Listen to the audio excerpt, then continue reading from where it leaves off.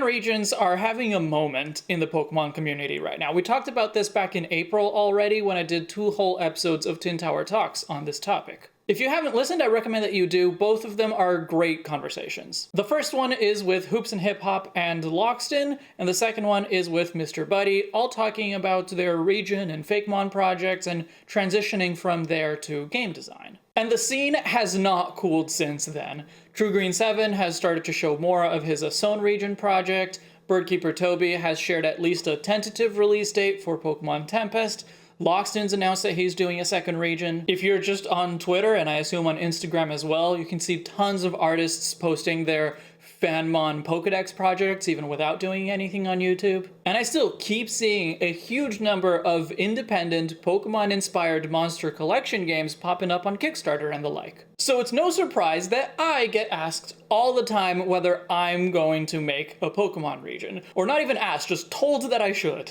But you've seen the title and the thumbnail, so you know that I'm not going to, or at least I have no plans to try it for the foreseeable future. But this isn't a video just to say, no, stop asking, it's not going to happen. I swear that's not the only point of this video. Because the reasons that I won't make a region come down on the practical side to time and money, but also there are philosophical reasons that the idea doesn't quite sit right with me, and I think that's worth exploring. But we can start with the simpler reasons, time and money, two sides of the same coin.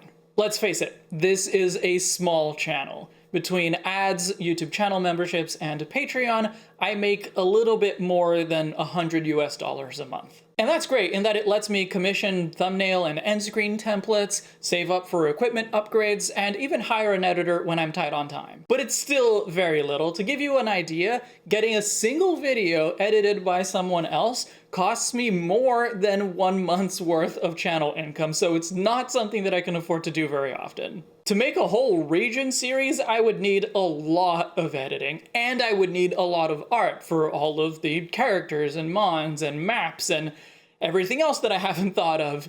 And that's on top of the recording and the writing. And with 4,000 subscribers, most videos getting under 800 views in the first week, I just don't earn enough to pay for all that. So the alternative would be for me to do it all myself, but that would take a lot of time, which means less time for me to do my actual job, and again, I don't earn enough to justify that. At this stage, I do not have the means to pursue a major channel project like planning a whole region. And neither do I.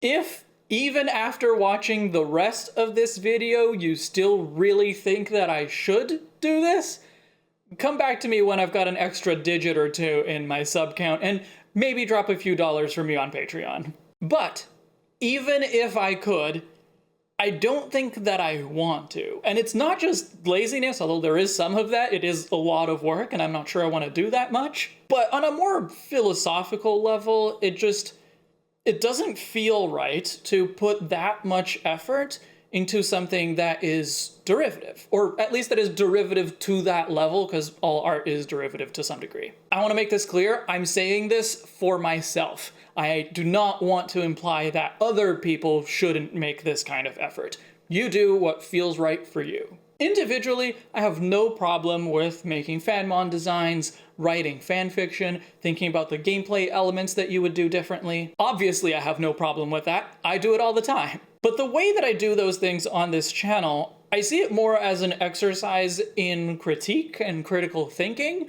I'm thinking about, given what Pokemon is, what would I do with it? But it's very disconnected. I don't have any kind of grand plan that I'm working toward. I might even suggest things that are contradictory from one video to the next because I'm thinking about them in different contexts. And maybe if I did work out a plan, I'd be able to continue doing what I do, but in a way that slowly fits it all together. But I think that that would change the purpose of this channel, or at least what I want the legacy of this channel to be. This channel is basically a personal vlog with some media criticism and a dash of science communication using Pokemon as its center of gravity. If I stopped making videos today, I'd like to think that my legacy would be thinking about your favorite media critically and having interesting, thoughtful conversations. And that's a very different kind of channel from one that's building towards something. I feel like if I started working towards something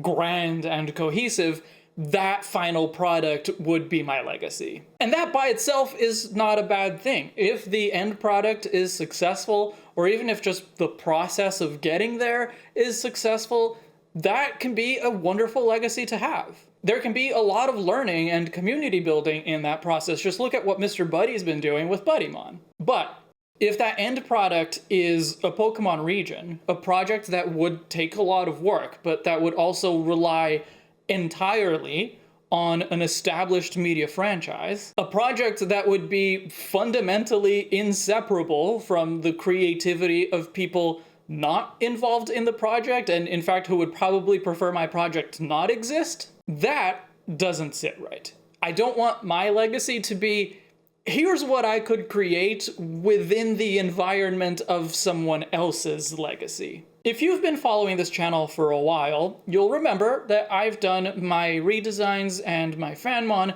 in a number of different art styles. In the beginning, the new 151 was rendered in watercolor, and later I transitioned to a digital imitation of Sugimori's classic Gen 1 watercolor style, and later I tweaked that style a little bit to something that I felt was more unique. My earliest non-new 151 redesigns were done in an art style meant to look like the art from the Let's Go games. Later, I transitioned to something closer to the official art style of the other main series titles. And now I do them in an art style that is more unique and independent, that isn't an imitation of anything that Pokemon has already done. I changed art styles for multiple reasons. That watercolor style from the early new 151 art, that's the style that feels mine when I paint watercolors on paper. It's influenced by Pokemon aesthetics, of course, but it's also influenced by practice, by doing a lot of drawings and trying to figure out what feels right, what works, without trying to be like someone else. I would have loved to keep doing all of my work on paper, but it's much more time consuming that way, and of course I can't stream it, so eventually I moved to digital. But I didn't have a digital style that was mine in that same way, and so naturally I went with established Pokemon styles. And that worked for a long time until I started feeling stuck, because not only the contents of my art, but even my art style was entirely derivative and not at all my own. And as some of you will remember, I did an entire art stream just to look at what I liked and disliked about other styles to try to find something that I could call my own. And that's what you see in all of the art that I post these days, except for the new 151, just because that project is kind of sectioned off, but everything else, I'm doing my own thing. It's still heavily inspired by Pokemon, especially Pokemon sprites, but it's also influenced by art from Zelda and from Okami, and slowly being adjusted by practice. That feels much more fulfilling, much more satisfying, even when I'm doing something that is entirely derivative, like a redesign or a fusion. That's ultimately the exact same reason that I don't want to make a Pokemon region.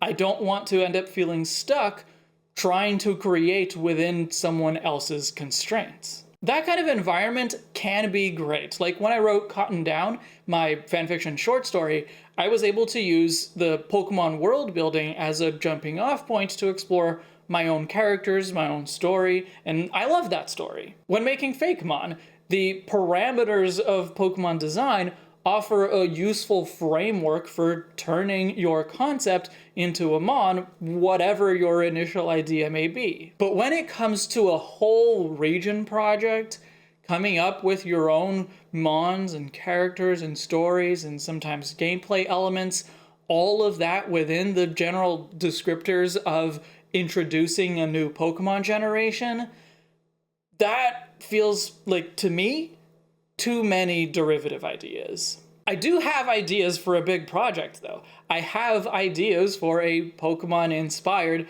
monster collecting game, although it's probably very different from whatever you're picturing right now. I want to make it, even though it would be orders of magnitude more work than making a Pokemon region, because then it would be mine. But it's not something that I'm actively working on, because I would need to learn a lot more about game design, play a lot more different games before I can take these somewhat nebulous ideas and give them any kind of definite shape. I really want to do a game design course at some time, but because of those age-old practical concerns of time and money, for now, this game idea is only a medium to long-term dream. One day I'll get there. Thank you for watching, and a special thank you to everyone who supports my work through YouTube channel memberships or Patreon, especially luxury patron Ethan from Chicago. I'll see you in the next chapter.